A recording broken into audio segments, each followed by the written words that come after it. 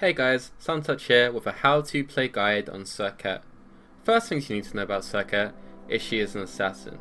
She is extremely mobile and she can almost 100 to 0 anyone in the game. She has probably the best mobility out of all the assassins currently, and she is one of the best picks in Smite right now. So if you're looking for a jungler to carry your rank games, this is what you need to be picking.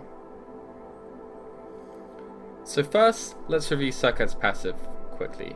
Serqet's passive is a poison consumption. You apply poisons to the enemy, and when you auto attack, they are consumed and deal a percentage base of the enemy's health.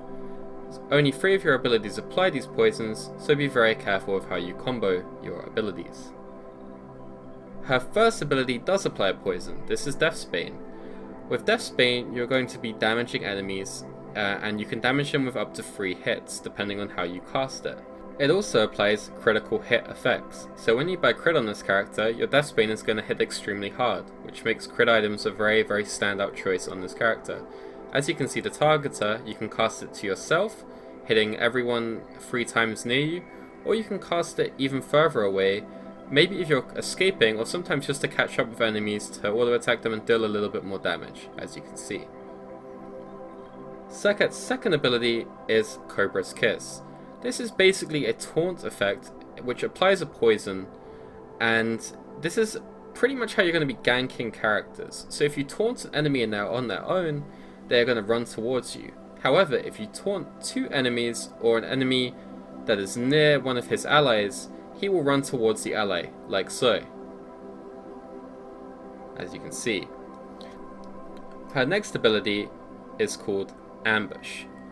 This is primarily used as an escape, but it can be used for damage in the later stages of the game, but I would recommend trying to use this as an escape as much as possible, and be careful when you cast it, because if you get stunned as you cast it, it will go on cooldown.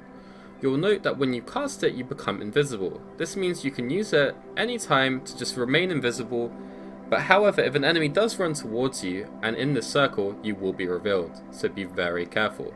This can be used to jump over walls.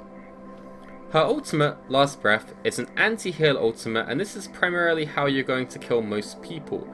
This ultimate does true damage, which is quite unique in Smite, and very effective against healer classes as well as ADCs. Or any class that heals, really. So Serqet very good against gods like Ra, Hercules, Chang'e, and as you're going to see here, we go on a Ra.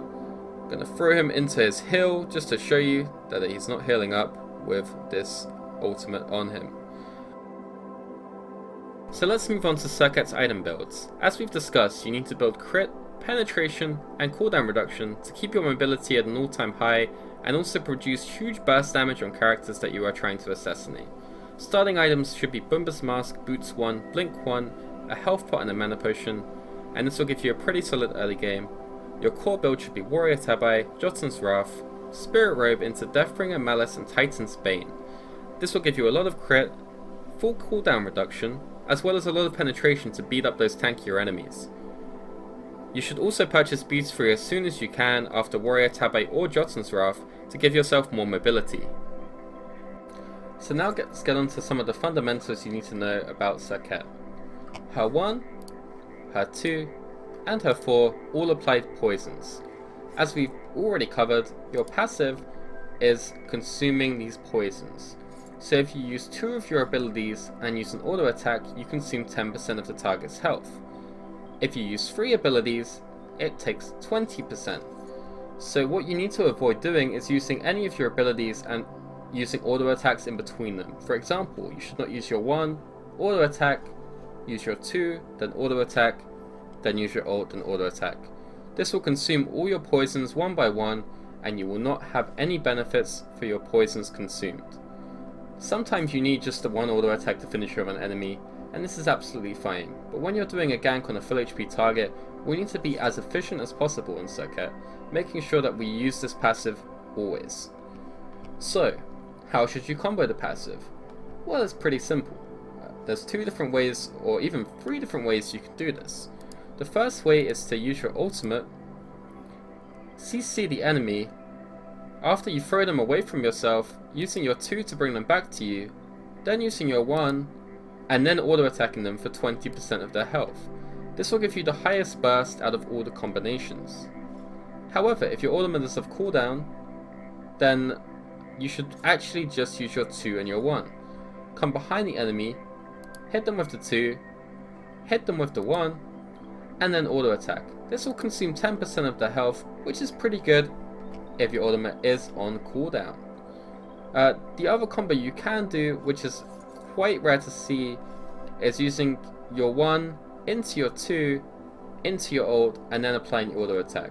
The reason I find this the least effective is it gives time for the enemy to use their beads effectively, or even maybe just to dash or jump away from you as you push them in the opposite direction from you. So you will find it harder maybe to secure your last auto attack, consuming your poisons. So let's show you how this is done. Here we jump into an early game gank by myself, and I'm going to show you the power of Serqet's passive even in the early game on a level 2 target. I apply both my poisons here, but I back off, knowing that it's a little bit too dangerous and I can't secure the kill. I'm going to run past them, and with my blink, which we have purchased level 1 as discussed, we're going to just apply a few auto attacks to Agni. We're going to run away from the team fight, wait for our blink to come up, blink onto Agni, use our 2, 1, and auto attack him for 10% of his health consumed, picking up a very easy first blood. As we move into our next clip, we're going to see another early game gank, this time by a different player.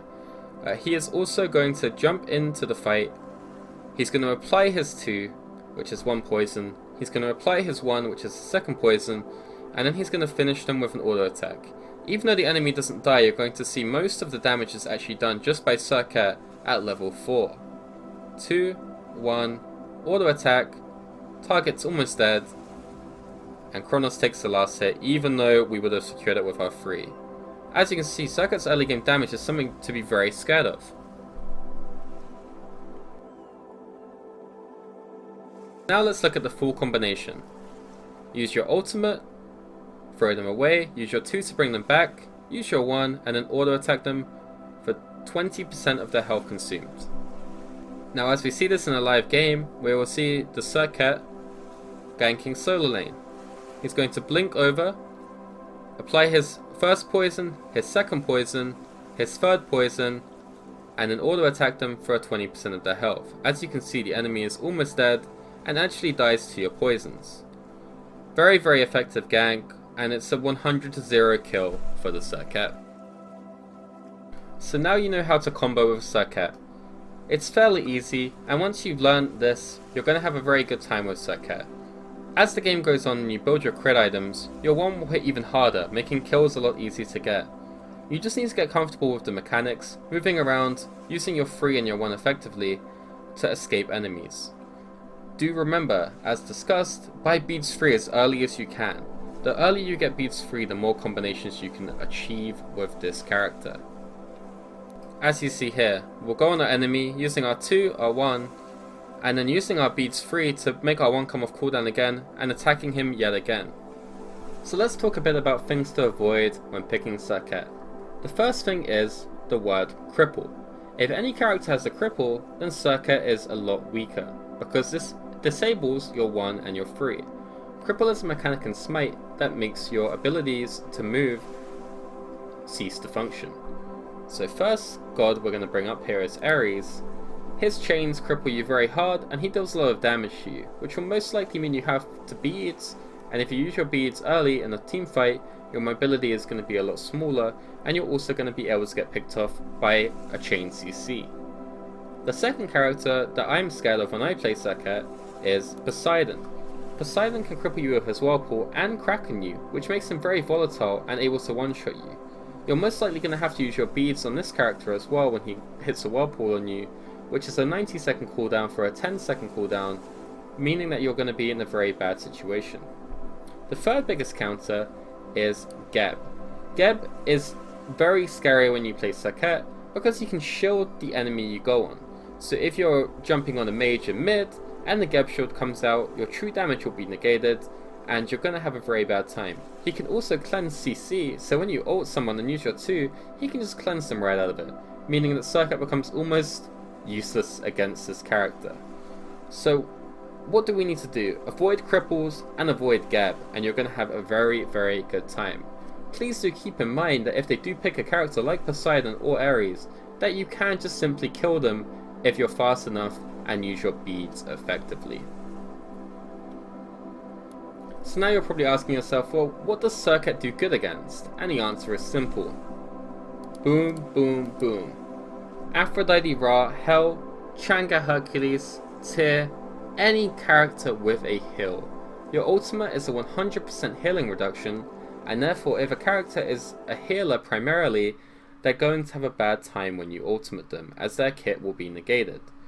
This works especially against Isis, as well as she is then able to use her Ring of Protections to negate your true damage.